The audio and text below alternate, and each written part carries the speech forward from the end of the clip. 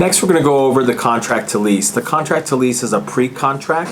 It's basically where you very clearly state what you want to be on the lease. It's usually created as an offer to a landlord.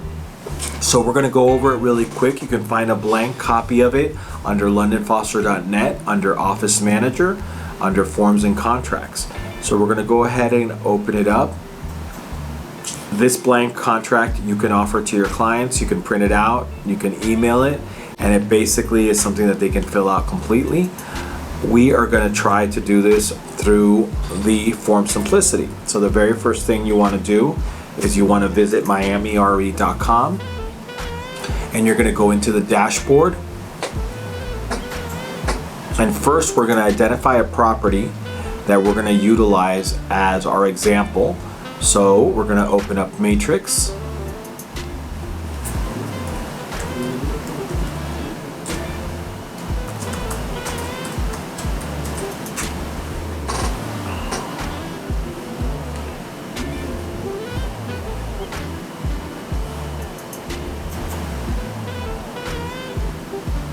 Okay, so now that we opened up Matrix, we're going to look up a rental.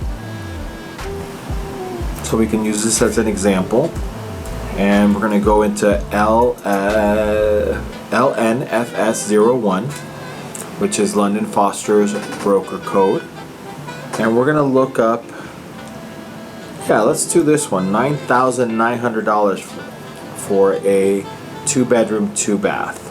Okay, it's furnished. It's a nice, beautiful unit. And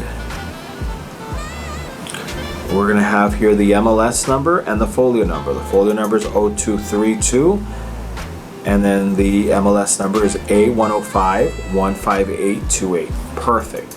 So now we're going to go back into our dashboard and open up our Form Simplicity.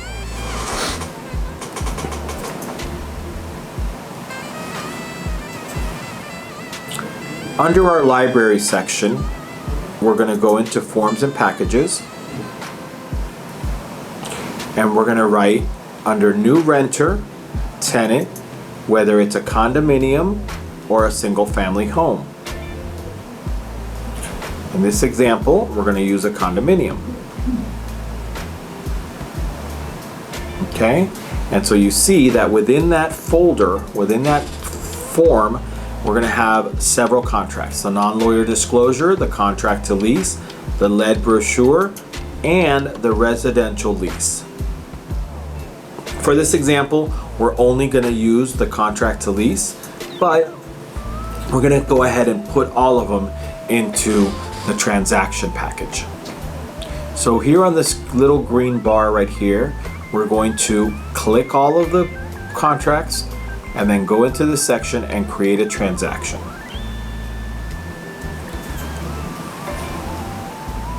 So let me copy the address, which is 2301 Collins Avenue, Penthouse 19.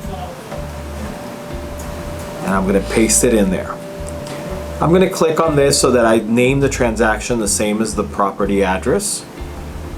And I can either A, fill out all the forms, or only the ones that I selected. So let's go ahead and do all the forms. So now we've created a transaction or a folder with this address. We've included all of those contracts that were in the form. Okay. And more importantly, we have this email address that is only for this transaction, so that if I wanted to upload something into this, I would very simply email it to myself and it will get uploaded into it. So let's go back into Matrix, and I'm going to print to a PDF. And I'm going to name this 2301, so identify on my desktop that it is for 2301. And this is basically the listing. So I'm going to make sure that I print out this listing.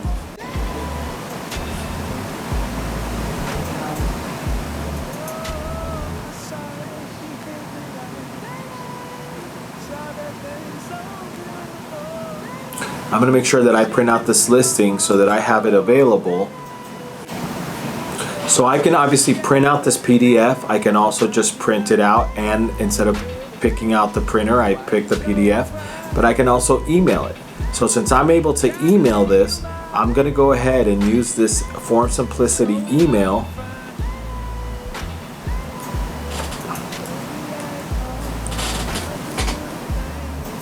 And I'm going to email it to myself.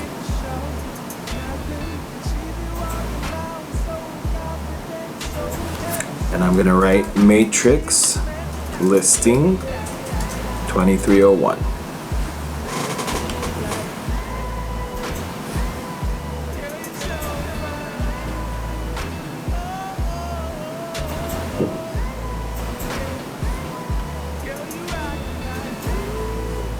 Okay, so now I'm able to go back to Form Simplicity, and I'll be able to look at that at the bottom. But in the meantime, I'm going to go into the content page.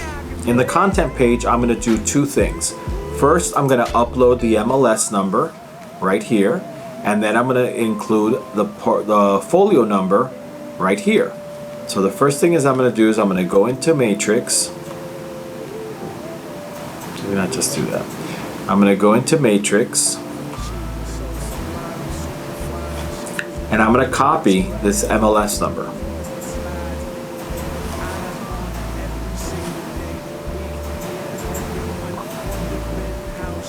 And once I've pasted it, I'm going to import the information from the MLS. For some reason, it didn't work. Let's try it again. Maybe there's too many spaces. There we go. So now I found it. I can select it.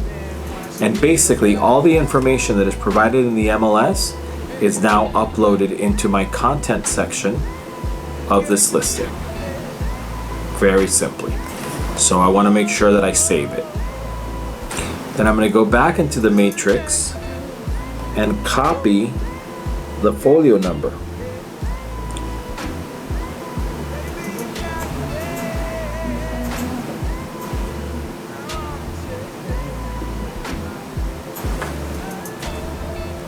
I'm going to copy, go back into content, pick Dade County, which is Miami-Dade, and I'm going to paste that folio number. And I'm going to ask it to find it. When I find it down here, I'm going to select it, and that should include any additional information that was found there.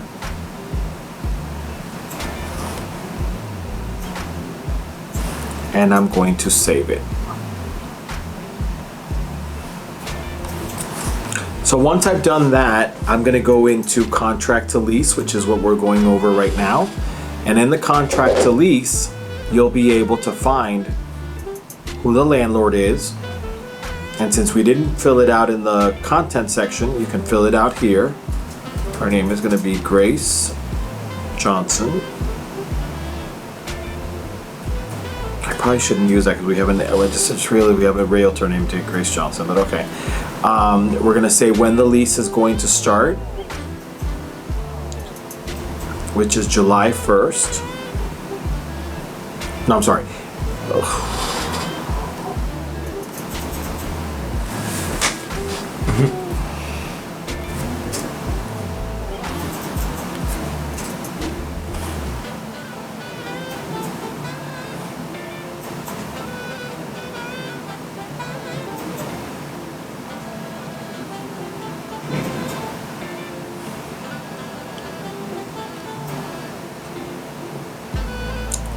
Under the content section, we're going to go ahead and fill out the buyer or tenant information. Buyer or tenant information. The tenant's name is going to be Maria Smith, and her husband is going to be Bob Smith. And you'll see right here how it fills it out. Then you can go ahead and save it. That being done, then we're going to go into the contract to lease. Once you open up the contract to lease, all the information that you included in the content section of that form should be filled out. So you're going to see here who the landlord is, who the tenant is. Since this is an offer, you're saying that this executed contract should be done by no later than, it's usually customary to give 2 days. So since today is June 24th, we're going to say June 26th. And then here you would want to write who's preparing the lease. Usually the landlord prepares the lease, but if you would like to prepare it and you're representing the tenant, you would state it here that you would like to prepare the lease. You'll write what the deposit is and you need to put it in amount. So if the rent of this one is $9,900, you're going to write that the deposit is $9,900. Or if you're asking for a double deposit, you would just multiply it times 2. And you would say who would be holding the deposit. And the holder of the deposit would be London Foster.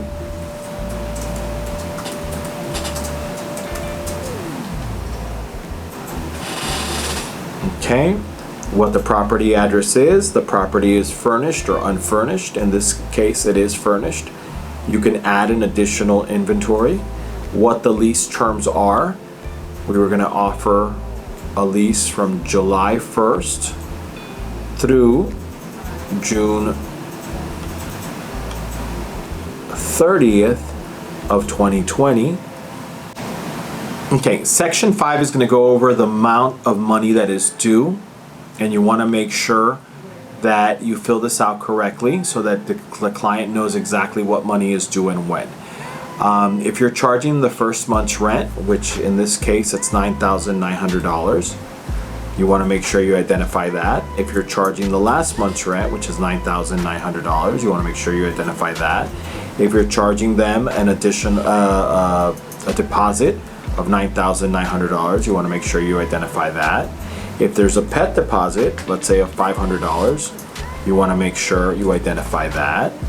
And if there's any other deposits you want to do here, okay, if this one is for the association and this one is for the owner. So you want to make sure you identify it. The first month's rent should be basically due immediately. So if we said that we were giving them until the 26th for them to sign, then maybe we give them until the 28th for them to provide the deposit. The last month's rent and the security deposit should be turned in the day of the walkthrough. So if we say we're moving in July 1st, I think it would be safe to say that maybe on the 27th we could do the walkthrough. And basically what this is going to do is going to sum up all of these amounts, and it's going to say, hey, listen, this is how much you need to come up with, and these are the days that you need to come up with it. Okay? But you need to state that so that the contract can be made accordingly. Then it says in paragraph 2, the deposit will be credited as follows. The first month's rent, we're just reiterating what we already wrote. First month's rent is $9,900. Deposit is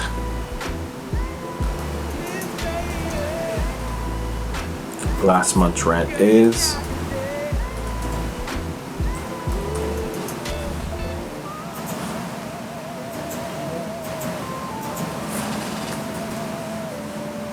okay, so we're basically just reiterating. The reason why they do this is because if you were charging 2 months rent as security deposit, you need to make sure that you identify it here. If we had written $9,900 for the association, then that's 2 months of security deposit, so we'd have to change that amount. So they need to identify what goes towards rent and what goes towards deposit. Okay, section 6 says that the tenant will pay a total rent lease term of, and basically what that is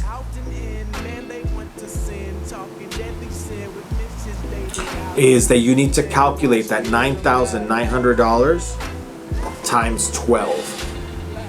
Since we are doing a yearly lease, if you were doing a 6-month lease, you'd multiply it times 6, but since we're doing a yearly lease of $9,900, we want to calculate what that is by 12, and that is $118,800.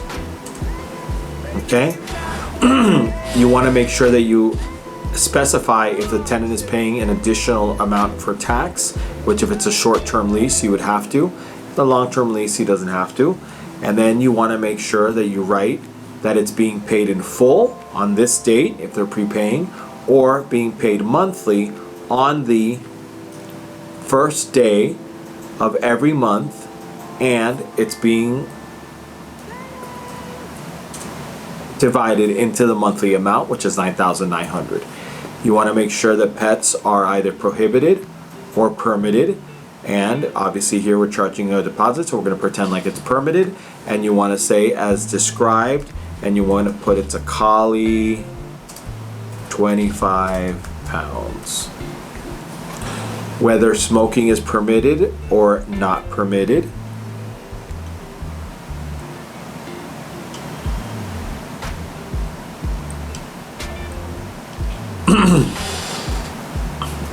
Section 9 goes over the tenant, what the tenant will be paying in regards to utilities.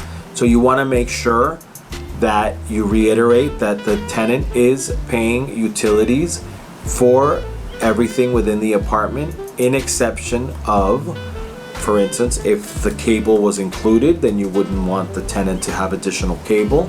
And if maybe if it was a home and you had a gardener or a pool guy that you're paying for, then that's where you would put that. In maintenance, the landlord will be responsible for the maintenance and repair of everything in the apartment except for, and you probably want to put here AC filters, tenant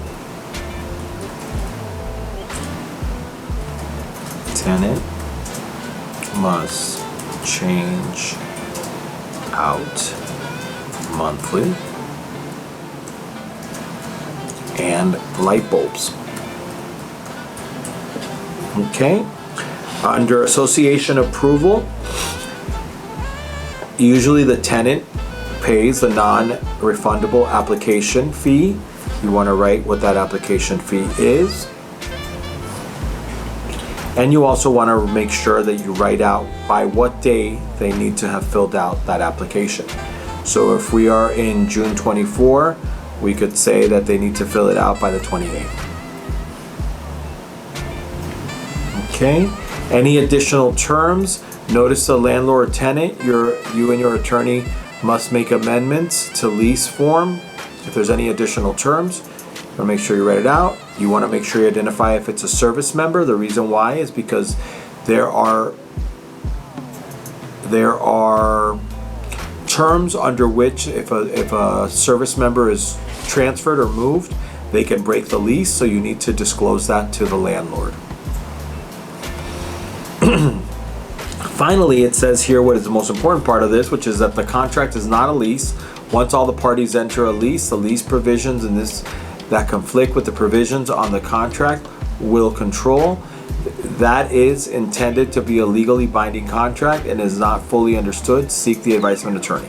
In other words, these are the terms to the lease. If for any reason when we go back and forth negotiating in the lease it says something different than this, what wins is the lease. This is like the preamble. This is like the basic terms in order for you to make sure. And then you want to make sure that you fill this all out. Prospective tenant's address and their phone number. You fill this all out, you save it.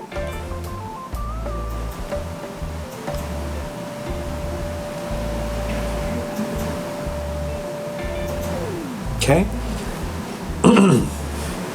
And then it's going to bring us back to where all those contracts are. Since we're only trying to get the contract to lease signed, what we're going to do is we're going to click on the contract to lease.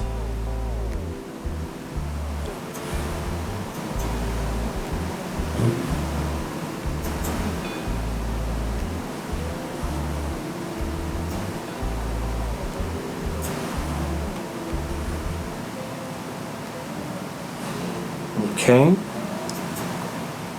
We're going to upload a file.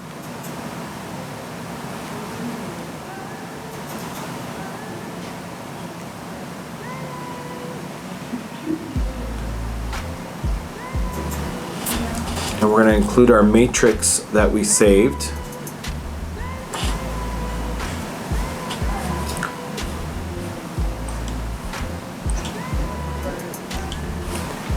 We're going to click on the contract to lease and the matrix, and we're going to send that under choose forms below to get e-signed.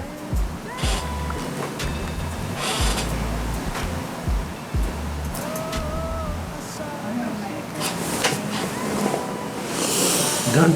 No.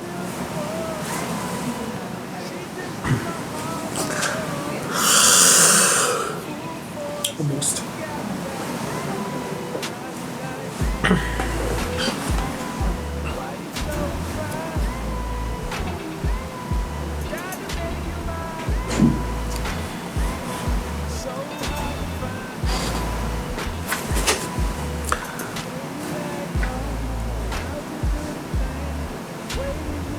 E-sign will then send you to this new section that is going to have a warning that says that it should automatically open up a window. If it does not, you should click here. Once you click there, it's going to send you to the actual email format that you're going to be filling out. You want to make sure you write your client's name, Mr. and Mrs. Smith, the property address,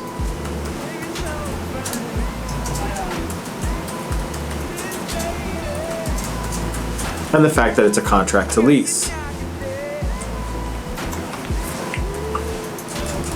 Okay, this is automatically filled out for me because I put it in the preference section, but you basically want to reiterate to them that they need to sign it. You're going to make sure that all the signers get it at once. And on this one, we're just going to have them sign it, and then I'll send it to them send it to the listing agent via email. So now that I've identified that, I can put in my email so that I get a confirmation.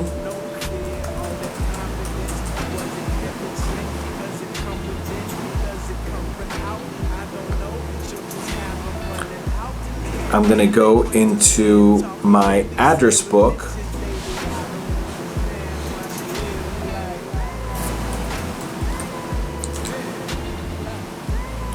And here I have Mr. and Mrs. Smith. So I'm going to click on them. If I wanted to add a signer, I can do that also. Fill out the name, email.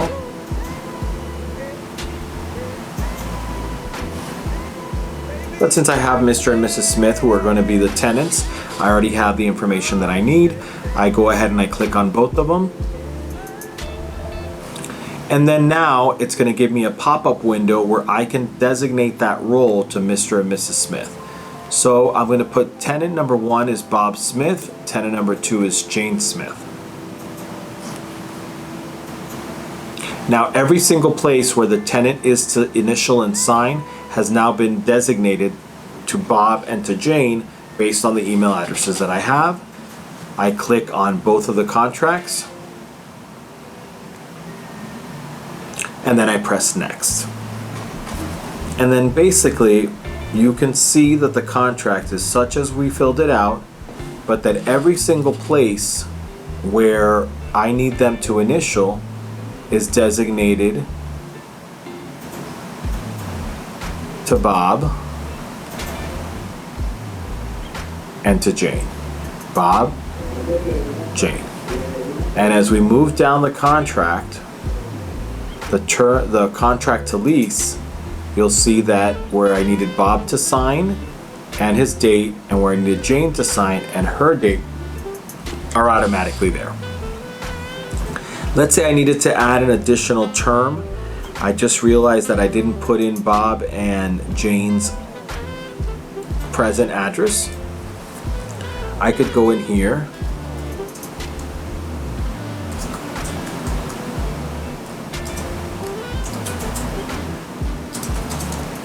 and type this up.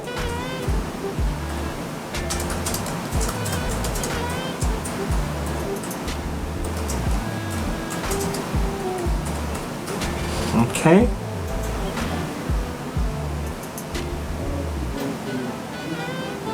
All the initials are there, and then the listing agreement, the listing on MLS is there also. So once that's all done, let me show you something real quick. Let's say that they decided they don't want to bring in the dog, and instead of me changing this whole contract,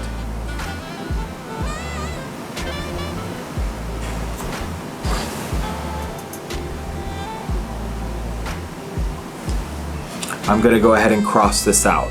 So now I've got to get an initial from both Bob and Jane. So here, under the signer section, I would change it to Jane, and I would just add those two initials. Here you can change who the person that you're adding for is there, and that's done. So I'm going to go ahead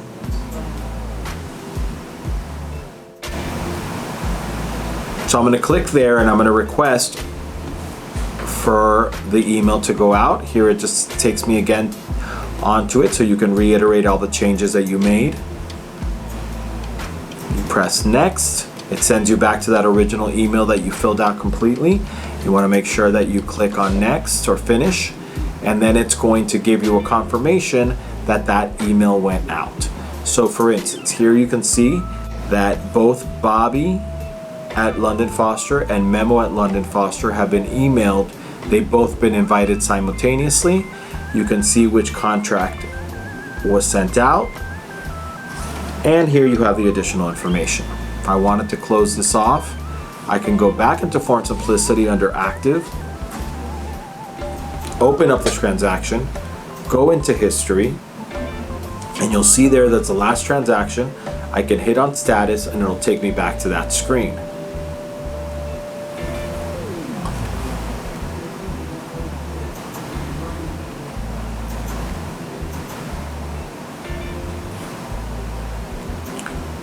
What I'm going to do now is I'm going to go into my email to show you what your clients will be receiving and what it'll look like. So I'm going to go into my inbox, and in my inbox you'll see it says that I have been invited, because I'm pretending to be the client, the renter, to review and sign this contract. And when I open it up, it's going to tell me that my name is Bob Smith, that my initials are BS, that I can change my signature to whatever I want it to be. Bob would then come in and agree to the consumer disclosure and start the transaction. It reiterates what each color means and what each section means. You want to write that you got it, and then you would want to, Bob would write start. And it's going to take Bob to the very first initial that he has to do, then next, the second initial, next, third initial, next, signature, the date, initial, and then it's going to tell Bob that he's done. Once Bob is done, he presses yes. And then separately, Jane Smith has gotten an email where she'll do this also, and she'll also get this: congratulations, your signing session is complete. Once that is done, I can close out of here, and I can go back into the email, and once both parties have signed, I will get an email confirming that it's been completed. So basically, this is a contract to lease. The next thing would be to get it executed by the landlord, and once the landlord has executed it, more than likely the landlord's agent will be creating a contract. You just need to make sure that you review it well and that it matches your contract to lease, and then get it executed by your client, and you'd be basically done. So basically what we covered now is the contract to lease, the sections of the contract to lease, how you can find it on londonfoster.net under forms and contracts. If you wanted a blank version, how you can find it in Form Simplicity, how to fill it out completely with the MLS and the folio number, and more importantly, how to e-sign it. Hopefully this helps you out and makes it a lot easier for you to close some rentals.